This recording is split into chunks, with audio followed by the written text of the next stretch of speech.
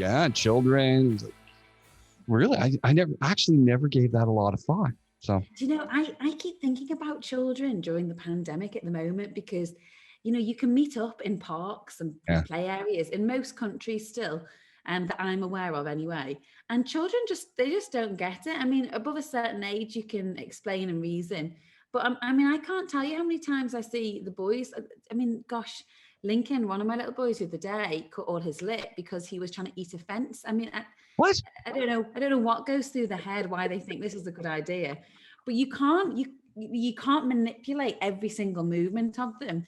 Yeah. So there will be times that maybe I turn down, I bend over to put Florence's lead back on, and within those 2 seconds of bending down, they've done something completely crazy. And they were licking the roundabout when we were back in England like a number of months ago.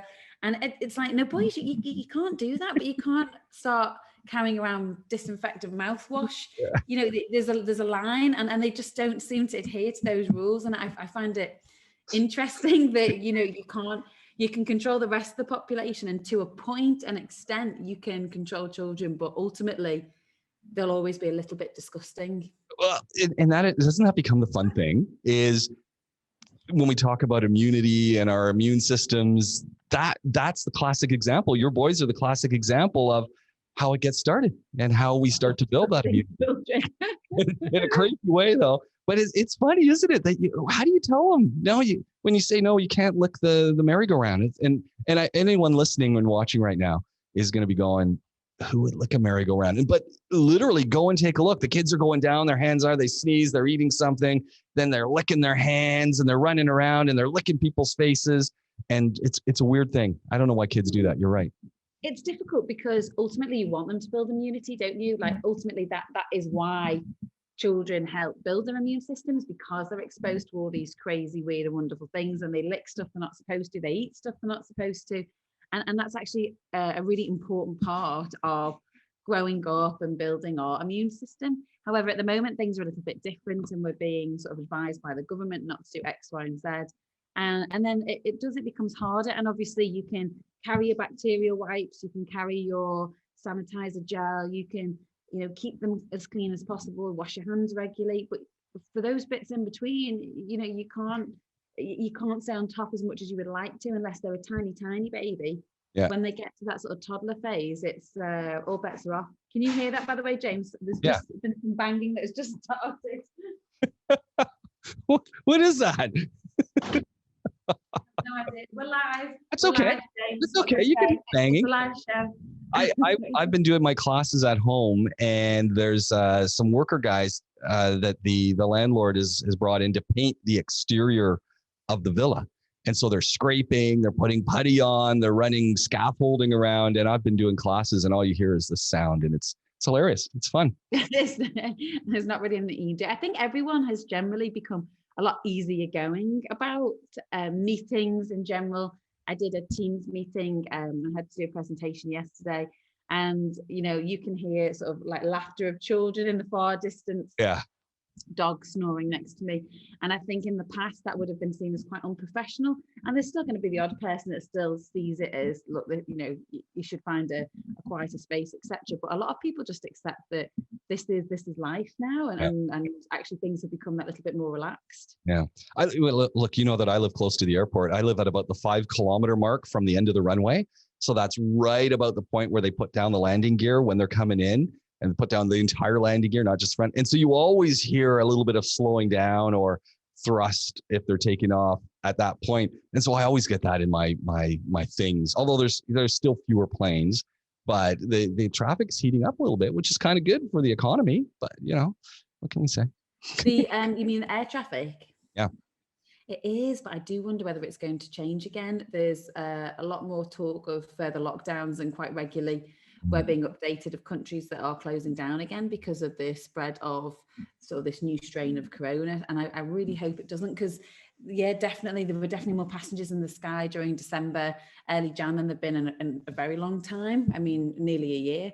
So let's keep our fingers crossed that things can continue. It was funny because when we left Dubai, we went to Canada and we did a quarantine. So Canada's got new rules in now that you have to do a PCR test to get into the country. and you have to do a 14-day isolation. Oh, you have to do both? Yeah, you have to do Even both. if the test is negative? Yes. I kind of just forget to think about why do the test in the first place? Maybe just better to leave the test and. Well, but it was a funny thing. So we did do our 14-day thing, and then to leave Canada to fly back, we were flying Air France, and we had to have a PCR test to get on the plane. And then, obviously you get into country, it's a negative test. So, you had to have your test and all that stuff. But it was funny when we were in Pearson and when we were in Charles de Gaulle, it was empty. It was really weird. There were so few people.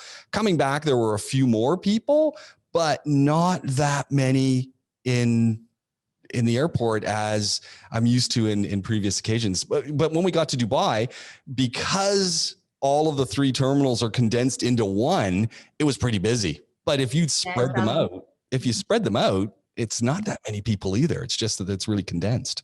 You just wonder whether it'll get back to how it was. I mean, because the PCR test alone puts a lot of people off. One, because effectively they tickle your brain. I mean, when they say it's the nasopharynx, that's a lie. They literally push that cotton bud right towards your brain. And I swear, sort of like my frontal lobe has definitely been changed since having that PCR test. And secondly as well, there's an awful lot of people that get COVID, and then you can get chronic COVID where people basically develop like a chronic condition on the back of it. But for a lot of people, they get COVID, they test positive, and then after that, they can have a series of incorrectly positive tests. So it's like a false positive test. It's quite a common thing that has been occurring with the PCR testing, and they don't really know why.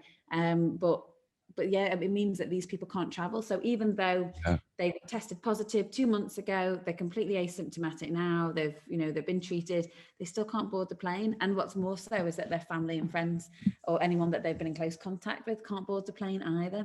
So, even just those things alone, and the administration, the paperwork, the cost of the testing, it's putting an awful lot of people off flying. Which I think ultimately is what the governments are trying to do, aren't they? Yeah. Well, this is the Canadian government is it's funny. I mean, it's not funny, but it's funny because the Canadian government is really discouraging non-essential travel. And then a whole bunch of politicians and there was a thing this morning in the newspaper about one of the directors of medicine at one of the big hospital organizations who's been to the US 5 times in the last several months.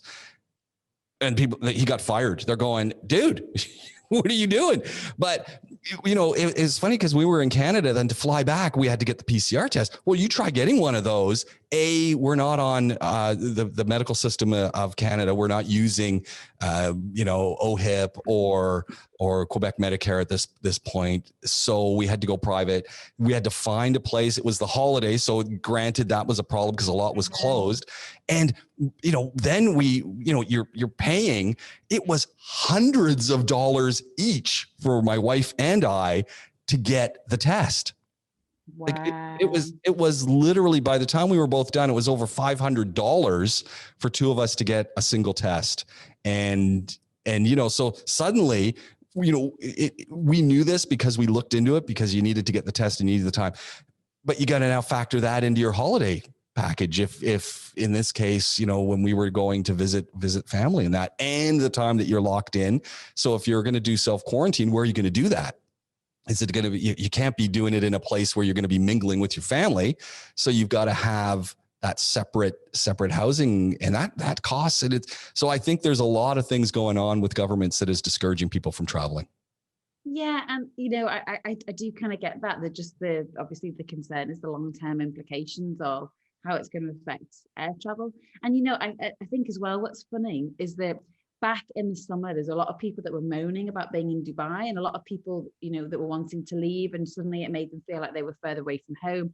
I know you and I had the conversation of, actually, this is hard. This isn't what we signed up for when we became an expat. We became an expat for free travel back and forth to our home countries and elsewhere.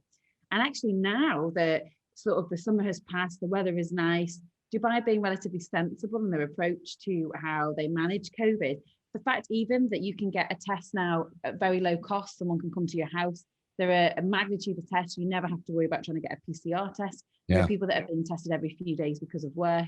If you want to have a vaccine, that's becoming exceptionally available here, if that's something that you want to go down.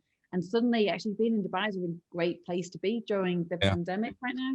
So I want to jump in for a second. When you're talking about the vaccines and the Marvelous Medic, she published some great stuff on Instagram, and we're going to. You've been following my friend. I'm addicted. Yeah, I told you she's great. She's one of my best friends. Yeah, she's a great lipstick. That lipstick is exquisite. But she just put something up on Instagram. So she's just done some vaccine training, I suspect, or gone to a vaccine workshop because she put a whole bunch of stuff up. You're going to be doing one this weekend. We're going to catch up on that on our next podcast.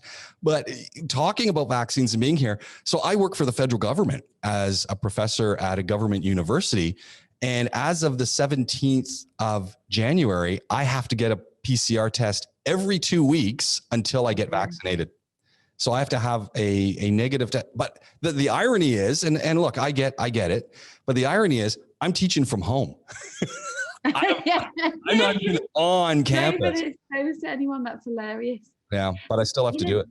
But you know what you've just said, and so when we meet next week, let's have a bit more of a medical conversation about the vaccine. And the reason I put myself on a course to sort of go into the depth of the science of the vaccines, because obviously I'm a medic, but I'm a human as well. And so I have humanistic opinions and personal opinions about how vaccines might affect me and my children. Yeah. And ultimately, they are vaccines that have come through a lot quicker. There are vaccines that are out there that actually have got no data. They haven't released their trial data. There are vaccines that are brand new, vaccines that we've never used before, like the Pfizer vaccine. Yeah. It's a brand new concept. Now, everyone I know in the UK that's working within the NHS are all behind them.